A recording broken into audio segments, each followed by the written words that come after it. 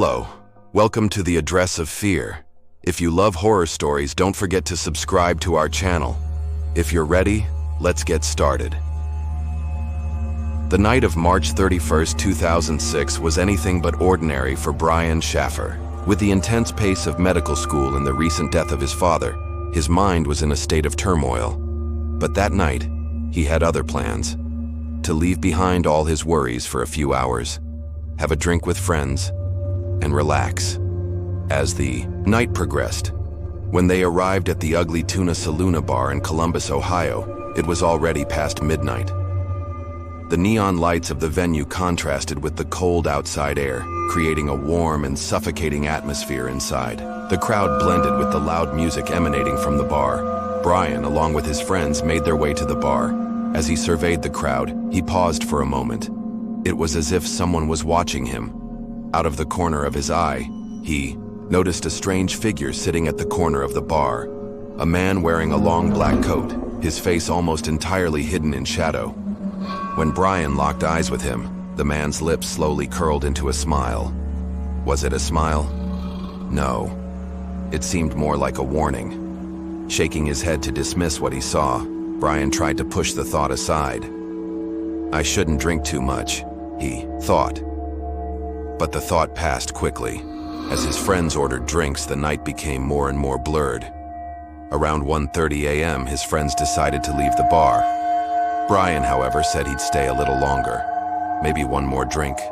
Maybe chat with some people in the bar. As his friends left, they said, "See you soon." But that would be the last goodbye Brian ever heard.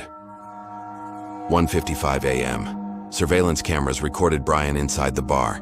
He was walking unsteadily toward the entrance. He reached into his pocket and checked his phone. Then he disappeared from the camera's view, and he was never seen again. If someone enters a bar, they should naturally leave, right? But the camera footage never showed him leaving.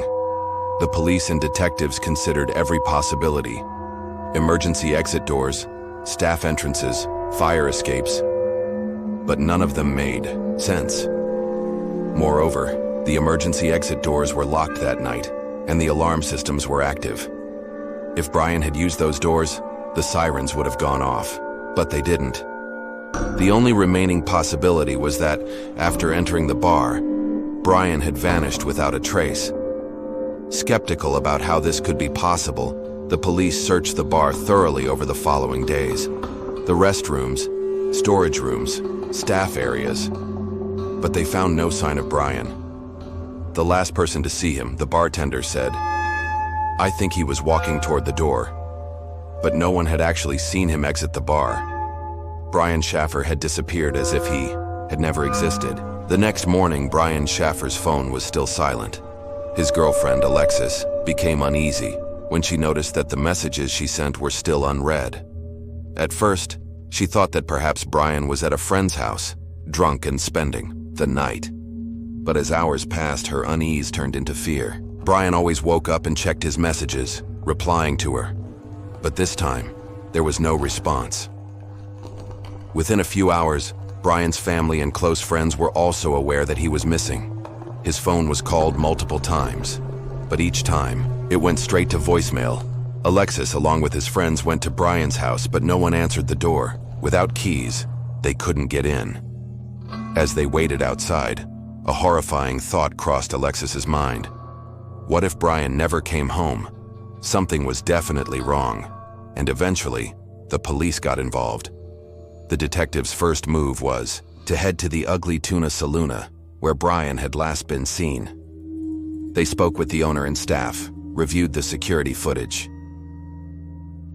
Brian's entrance into the bar was clearly recorded, but there was no footage of his exit.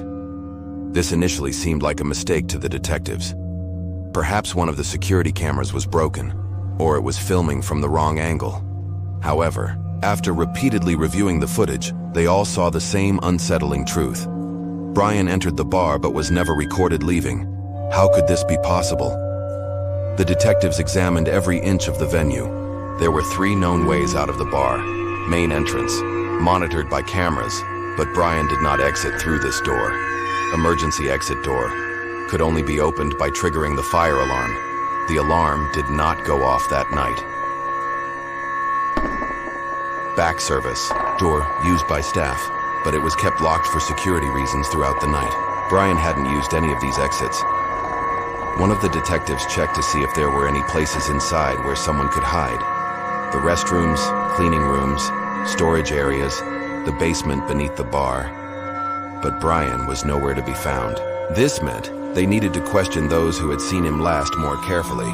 The police interviewed Brian's friends who had spent the evening with him at the bar. Clint Florence, close friend. We were hanging out together, but toward the end he said he'd stay a bit longer. We left. I don't know who he was talking to inside. Meredith Reed, mutual friend. He saw me when I was leaving the bar, waved, but we didn't talk. He didn't look too drunk. Bartender, remained anonymous. Brian. Oh yes, I remember he was here, but I don't know exactly when he left. It was too crowded. What was strange was that no one at the bar could say with certainty that they had seen Brian leave. It was illogical for someone to just disappear like that. But what was even stranger was that it seemed like no one remembered seeing him exit. The detectives reviewed everyone's phone records and social media posts from that night, but there was nothing related to Brian, no clear information about who had last seen him.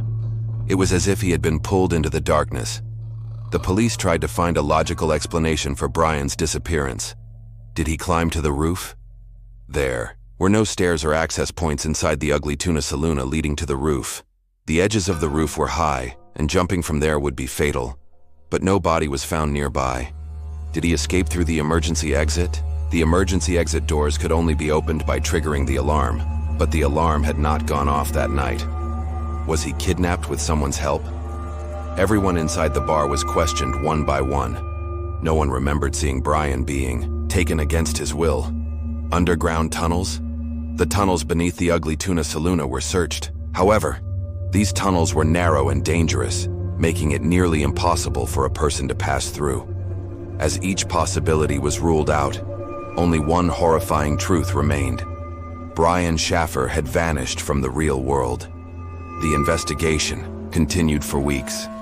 The police watched the security footage dozens of times. Witnesses at the bar were questioned again and again, but no progress was made. This event became something people would remember with fear. The story of the man who entered the bar but never left. And the worst part? This wasn't just a legend. Days had passed since Brian Schaffer's disappearance. Authorities had found no concrete trace. The inside of the venue, the surrounding area, the sewage systems, even abandoned buildings had been searched. The result? A giant nothing. But then, Brian's phone began to emit a signal again.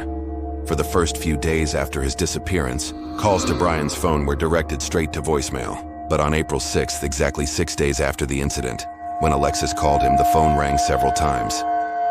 Alexis gripped the phone tightly, her hands shaking. Her heart was racing. Please pick up. Please answer. But a few seconds later, the call was disconnected. Excitement turned into fear. The phone should have been off. There had been no signal for days. So how was it suddenly on? Authorities immediately took action and examined the cell tower data. Brian's phone was emitting a signal from a location in Hilliard, Ohio, about 22 kilometers away from the Ugly Tuna Saloon. The police scanned the area but found no trace of Brian or his phone. The signal had appeared out of nowhere and then disappeared again. A few days later, one of Brian's close friends noticed that his social media accounts were active. He had appeared online on Facebook. Some of his friends even messaged, "Maybe he's back," but there was no response to any of them. Authorities started tracking the activity on the accounts, suspecting someone might have gained access to Brian's passwords and was using them. However, after a technical investigation, it was determined that the account had not been hacked from an external IP address. It seemed as though Brian himself was logging into his account, but Brian was nowhere to be found. What was even stranger was that when the account was accessed, the phone signal was once again detected in the Hilliard area. Someone, or something, was using Brian's digital trail. Brian's girlfriend, Alexis, sent him messages every day. Days and weeks passed, and she waited in hope. Sometimes, before going to bed at night, she would read the last messages Brian had always sent her and would break down in tears. But on the night of April 12th, the horrifying message came. A message from Brian's phone. Just one word. Help. Alexis dropped the phone. Her entire body went cold. She immediately called the police, but authorities were unable to trace the source of the message. The number from which it was sent was Brian's, but no record of such a message existed in the system. The technical team determined that the message was sent directly from the phone itself, not through telecommunication systems, but Brian's phone was nowhere to be found. A month had passed since the incident. The police were now considering the possibility that Brian had been kidnapped. However, another clue emerged. An internet user, while sharing a theory about the night Brian went missing, noticed something strange. When the audio recordings from the security cameras were analyzed, a strange sound was detected during the final moments Brian was seen. When the sound waves were examined, a muffled whisper was found that nearly disappeared in the noise of the bar. Upon further analysis, the whisper's words were unclear. But when the sound was amplified and filtered, a sentence emerged. He didn't leave. He's not here. And then a crackling, trembling noise. Anyone who heard this sound was shaken to the core. What exactly was in the recording remained a mystery, but one thing was certain. Brian Schaffer hadn't disappeared. He was still somewhere, but where? Brian Schaffer's disappearance had now turned from a mere investigation into an obsession. Police, as if battling with Brian's shadow, tried to trace his steps, but each time, they collided with the wall of nothingness. However, one theory was increasingly gaining significance: the old service tunnels beneath the ugly tuna saloona. These tunnels had been constructed beneath Columbus in the early 1900s and had been forgotten over time. They were once used by smugglers, the homeless, and those involved in illicit activities. But over the years, some of them had collapsed and others had been completely sealed off. What if Brian had fallen into these tunnels? Or, worse yet, what if he had been deliberately or forcefully taken there? Authorities began searching for the old entry points beneath the ugly tuna saloona. At the back of the basement, they found a heavy metal door that was usually kept locked. The door was almost completely rusted through with corroded hinges. The lock had already been broken, so someone could have entered recently. One of the detectives raised his flashlight and shone it inside. Beyond the door, a narrow, damp passage stretched out. The stones were moss-covered in places, and the ground had collapsed in others. As they stepped inside, they were hit with the smell of decaying wood and dampness. It was a stifling, suffocating place. And then, they noticed thin dragging marks across the floor. It was as if someone had been dragged to an unknown point. One of them pulled out a carbon monoxide meter from his pocket and checked the levels. The reading was normal, meaning breathing here wouldn't be fatal. However, these tunnels appeared to have not been touched by human feet in years. If Brian had entered here, or been brought here, then what had happened inside? As they progressed further into the tunnel, one of the detectives directed his flashlight to a point that froze his blood. There was a message carved into the wall. They read the words, one by one. "I'm here, but you can't see me." In the beam of the flashlight, they noticed fresh scratch marks around the letters. The ink was still faintly damp. It had been written recently. One detective gently traced the writing with his fingers. Ink smeared on his hands. This meant someone had been here no more than a few hours ago, but this was a closed-off passage. Who could have come and gone through here? Just then, a faint rustling sound came from a darker part of the tunnel. It was as if something was moving behind the walls. One of the detectives turned his flashlight toward the sound, but the light only illuminated the stone walls and collapsed sections. A deep silence settled in. One detective reached for his radio to inform the team above, but before he could speak, a crackling sound emerged from the radio. But this wasn't a normal radio frequency. The voice was muffled.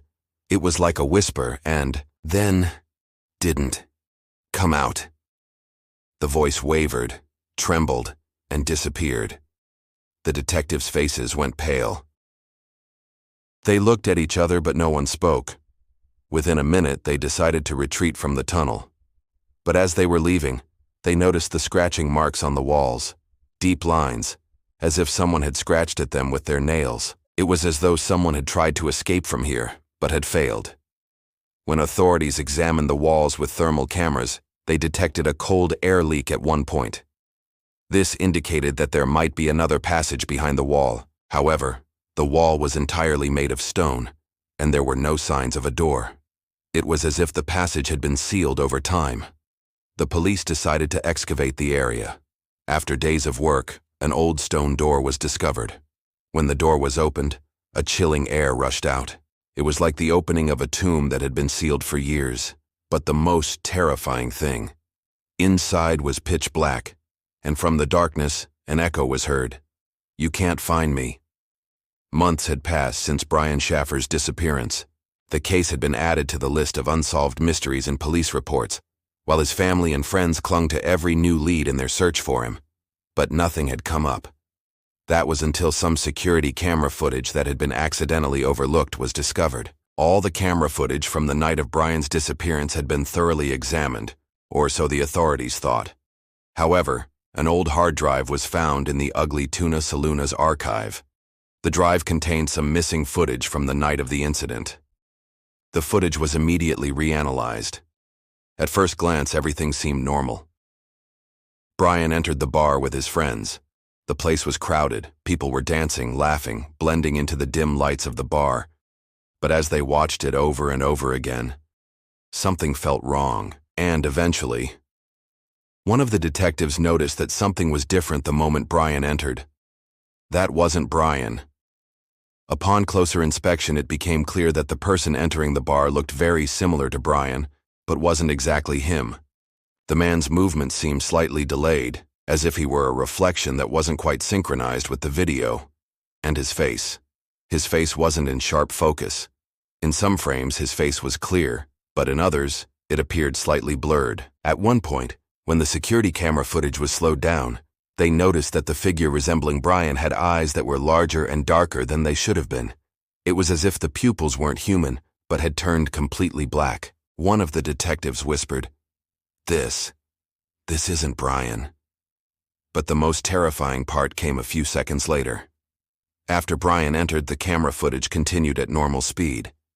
As he entered the bar, a shadow appeared just outside the door. At first, it seemed like it was just a trick of the light, but then it moved. The shadow shifted and changed shape, almost like an independent entity. As Brian moved further into the bar, the shadow moved with him, but no one noticed. Then, the lights in the bar flickered briefly and went out. There was only a few seconds of emptiness in the darkness, and when the lights came back on, Brian was gone. The police requested a detailed report from forensic specialists who analyzed the camera footage. They investigated whether the footage had been manipulated in any way. The result was chilling. There was no tampering with the footage. However, the experts noticed a strange blur around the area of Brian's chest when the lights went out. The blur grew within a fraction of a second and enveloped Brian's entire body. And then, Brian vanished. It was as if he had never been there. One of the forensic team members, as they watched the moment in the footage, whispered, "This isn't like a person disappearing. It's like they were erased by something." The investigators re-interviewed everyone who had been at the bar the night Brian was last seen. The waitstaff, bartenders, and even some customers who were present that night. But no one could clearly recall the exact moment. Everyone knew Brian had been there that night, but no one could say exactly what he did in his last moments, where he went, or how he disappeared. Even the last person who had spoken with him that night claimed their memory of those final moments with Brian was hazy. It was as if that moment had been wiped from reality. After repeatedly reviewing the footage, the detectives noticed something strange in the final frames of the night's recordings. A few seconds before Brian entered the bar, the security camera briefly showed the street outside the bar, and there, in a dark corner, stood someone. The man's face was unrecognizable, lost in the shadows. But one thing was clear. The man's eyes were fixed on Brian throughout the entire recording. As Brian entered, the shadow seemed to move with him. One of the detectives took a cold breath and whispered, "This thing. It was following him. But why? And where did it take him?" Brian Shaffer existed on the night of March 31st, 2006, and then, as if he never existed, he vanished. People saw him. People spoke to him. The camera footage even showed his entry into the bar. But there was no exit, no trace, no body, no answers. It was as if the world swallowed Brian whole that night. The police continued the investigation, for years exploring every possible theory. Was he kidnapped? But there was no sign of a struggle. Did he disappear voluntarily? No evidence of a passport, bank accounts, or any signs of him leaving for another city was found. Did he have an accident? Searches around the tunnels, the bar's surroundings, and nearby landfills lasting for months yielded no results. But after the last camera footage, the authorities began to consider another possibility, one they didn't dare voice. That night, Brian wasn't just physically missing. Perhaps he had been completely erased from this world. The Ugly Tuna Saloon, where Brian vanished, remained open for years after 2006. However, even though the bar's name and ownership changed, the place itself was never the same. Employees and customers began claiming to hear strange things late at night, whispers that suddenly cut off, sometimes just a word. Sometimes, a name. Alexis. The name of Brian's fiancée, whom he had planned to marry. And sometimes, even more terrifying, "Help me." Over time, urban legends about the Ugly Tuna Saloon began to spread. Some people claimed that when they passed through the entrance of the building, they felt a strange sense of unease. A few individuals spoke of seeing a reflection in the mirrors, an image that resembled them but appeared slightly blurry. And several brave souls testing the reality of the event came to the bar, consciously looking into the camera as they entered. But some noticed that there were no exit moments in the footage. Just like Brian. In 2018, 12 years after Brian's disappearance, a man walking past the old building of the bar late at night claimed to have seen a reflection in the window. In the reflection, there was a man. He was dressed in 2006 fashion. The man's face was unclear, but his eyes were motionless, completely black. When the man turned back and looked directly into the window, he saw no one. But as he got closer to the glass, he noticed that it fogged up as if a cold breath had come from inside. And in the fog, a word was written with a finger. "Help me." That night, the man who passed by the Ugly Tuna Saloon never approached the building again. But even now, some people claim that as they walk past, they feel a fleeting sense that a face, lost in the dark, is watching them. And the whispers, they still continue. Forman Alta.